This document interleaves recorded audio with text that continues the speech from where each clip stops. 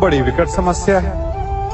मुझे स्मरण ही नहीं हो रहा कि इस गुच्छे की कौन सी चाबी इस ताले को खोलेगी। बड़ी देर से प्रयास कर रहा हूं, परंतु ये ताला खुल ही नहीं रहा।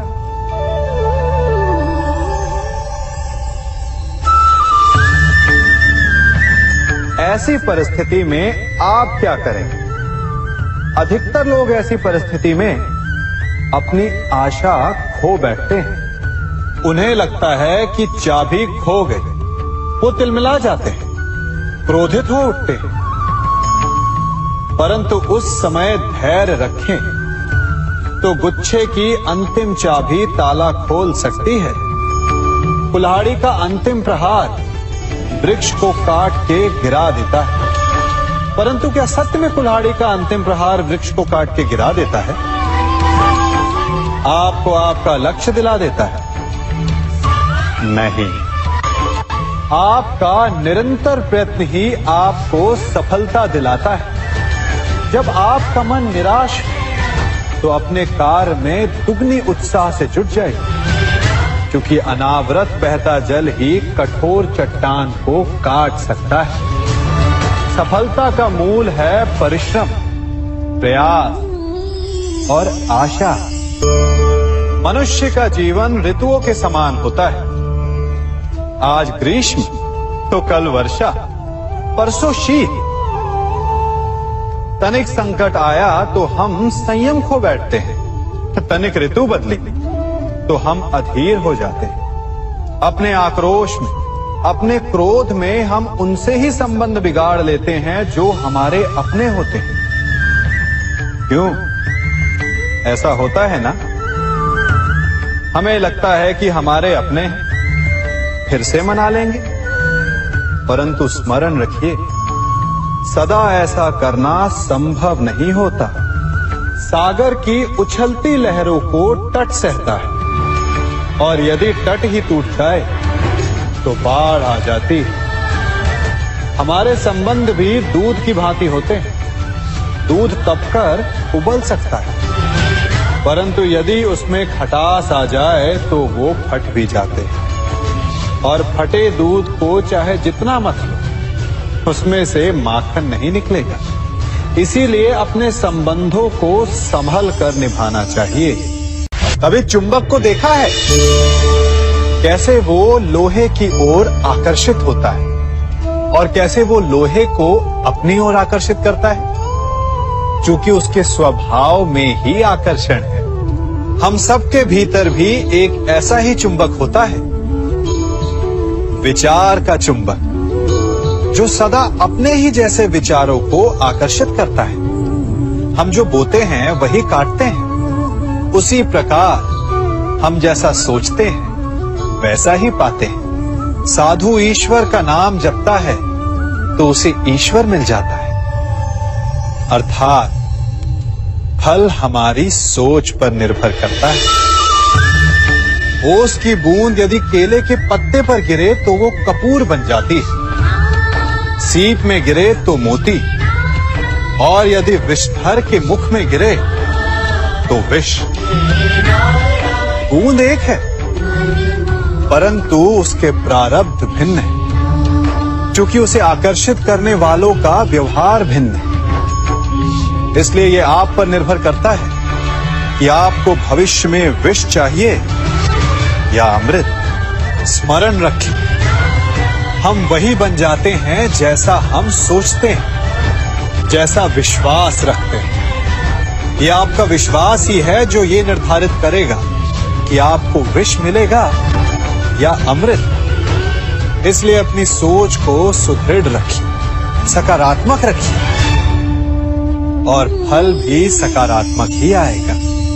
जब से ये सृष्टि बनी है, नदी की धारा और चट्टान के मध्य सदा संघर्ष रहा है, परंतु हर बार चट्टान की कठोरता को हारना पड़ता है, और नदी की धारा कोमल होते हुए भी कठोर चट्टान को काट देती है।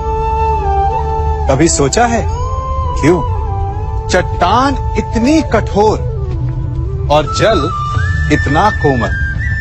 चट्टान इतनी दृढ़ और जल इतना लचीला, फिर भी सदा जल कठोर चट्टानों के मध्य से अपना मार्ग बना ही लेती है।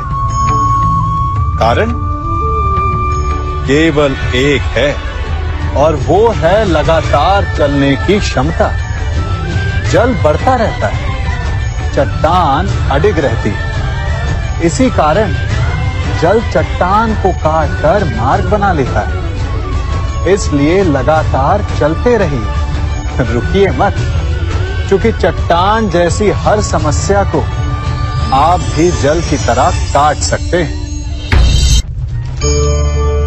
इस फल को देख रहे हैं आप? अभी अभी अपनी डाल से अलग हुआ है। बड़ा दुख होता है ना जब आप अपने उद्गम से अलग होते हैं, परंतु ये दूरी भी आवश्यक है। अब इस फल को ही ले लीजिए।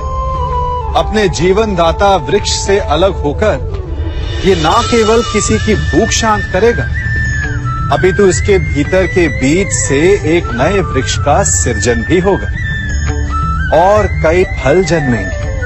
सृजन की प्रतिक्रिया में पीड़ा आवश्यक है। यदि पीड़ा नहीं होगी तो सृजन नहीं होगा। पीड़ा अपने उद्गम से दूर होने, पीड़ा अपनों से दूर होने। इस फल की भांति हम मनुष्यों को भी अपने उद्गम से, अपने सगे संबंधियों से अलग होना पड़ता है। और यही अलगाव एक नए सृजन को, एक नई सृष्टि को, एक नए विकास को जन्म देता है। इसलिए ऐसे अलगाव से दुखी मत होइए, उसका स्वागत कीजिए, क्योंकि ये विकास की नींव है। अपराध वो भावना है जिसके कारण संसार में सदा दुख ही व्याप्त रहता है। हम सब अपराधियों से घृणा करते हैं, उन्हें कोसते हैं, परंतु क्या कभी विचार किया है कि कोई भी जन्म से अपराधी नहीं होता? तो ऐसा क्या कारण है कि कोई इतना बुरा बन जाता है कि वो बुराई की सीमाएं ही पार कर जाए? कारण है कामना। यदि कामना पर नियंत्रण ना रखा जाए, यदि कामना को पूर्ण करने के लिए परिश्रम ना किया जाए, तो वो तृष्णा में बदल जाती है, और तृष्णा लालच में, और लालच छल में, और छल करते ही मनुष्य अपराध की ओर अपने पग बढ़ा देता है। इसलिए ये अत्यंत आवश्यक है कि मन की कामनाओं पर नियंत्रण रहे। यदि मन पर नियंत्रण रहेगा तो अपराध पर स्वयं ही नियंत्रण हो जाएगा। हम सबका मन करता है कि हम जीवन में ऐसे शिखर पर पहुंचे जहां हमसे ऊपर कोई ना हो, जहां हमें कुछ करने की आवश्यकता ना पड़े, है ना? कुछ लोग इस शिखर पर पहुंच भी जाते हैं, परंतु उनका मन सदा विचलित रहता है।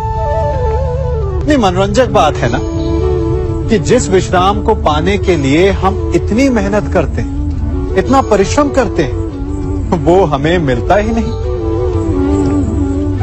कारण स्वयं सोचिए, वन का राजा होने के पश्चात भी सिंह को अखेट के लिए परिश्रम क्यों करना पड़ता है? सोचिए।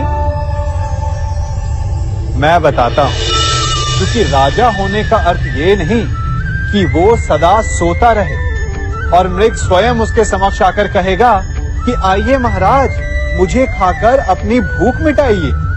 तो समझ लीजिए, कार्य आपके परिश्रम से संपन्न होते हैं, केवल कामना से नहीं। यदि आप नीचे हैं तो सदा स्मरण रखें कि आपका परिश्रम ही आपको ऊंचाइयों पर ले जाएगा, और यदि आप ऊंचाई पर हैं तो वहां पर भी रहने के लिए आपको निरंतर परिश्रम करते रहना होगा। अर्थात परिश्रम से मुक्ति नहीं है, क्योंकि परिश्रम ही जीवन है। सबसे अधिक महत्वपूर्ण क्या है, जीवन या जो जीवन में पाया, यात्रा या यात्रा पूर्ण करने के बाद पाया गया लक्ष्य, कर्म या उसके फल? बहुत ही महत्वपूर्ण परंतु विकट प्रश्न है ना। परंतु तनिक धीरज से सोचेंगे तो इसका उत्तर अधिक कठिन नहीं है। यदि जीवन यात्रा है तो उसका लक्ष्य क्या होना चाहिए? स्वयं सोचिए। मान, संतान, धन? नहीं ना। अंतिम लक्ष्य है परम आनंद, और ये अचानक से नहीं मिलता। इसे पाने का केवल एक ही उपाय है, और वही आपका कर्म, वही आपकी यात्रा भी, और वही आपका प्रारब्ध भी है। और आपको कौन बताता है कि आपके लिए सही क्या है?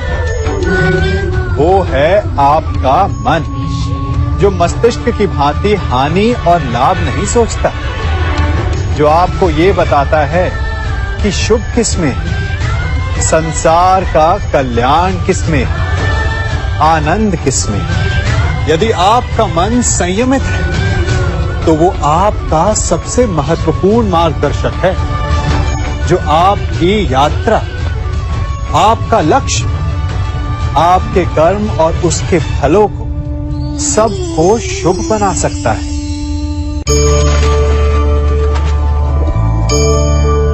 इन पक्षियों को देख रहे हैं आप? इनका उड़ना वायु में इतना संतुलन मुक्त कर देता है ना? इन्हें उड़ते देख आपके मन में भी इच्छा होती होगी कि इन्हीं की भांति आप भी स्वतंत्रता से उड़ पाएं। ईर्ष्या होती है ना, जब आप इन्हें खुले आकाश में ऐसे विचरण करते देखते हैं।